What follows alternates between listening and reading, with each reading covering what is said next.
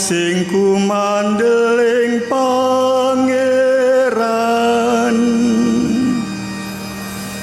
Rahayu wong kang ora mlaku nggugu pituture wong ala,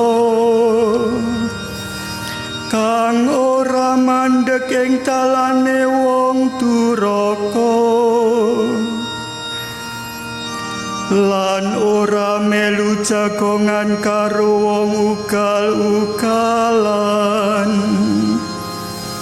nanging seneng marang anggering Pangeran, lan lelimbang angger mau rina wengi. Rahayu wong sing kumandeling Pangeran.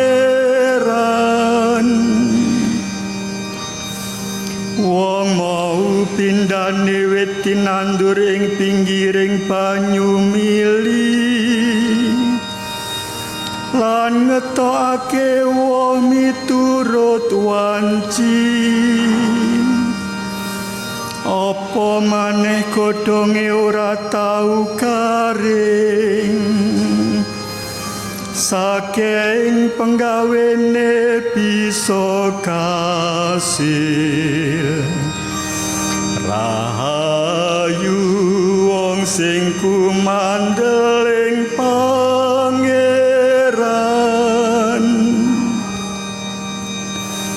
Nanging ora mangkono wong duraka.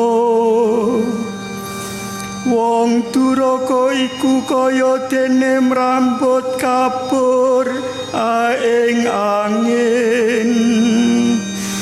Awit Pangeran ngatosake lakune wong mursid, nanging lakune wong duraka nuju marang kasangsaran.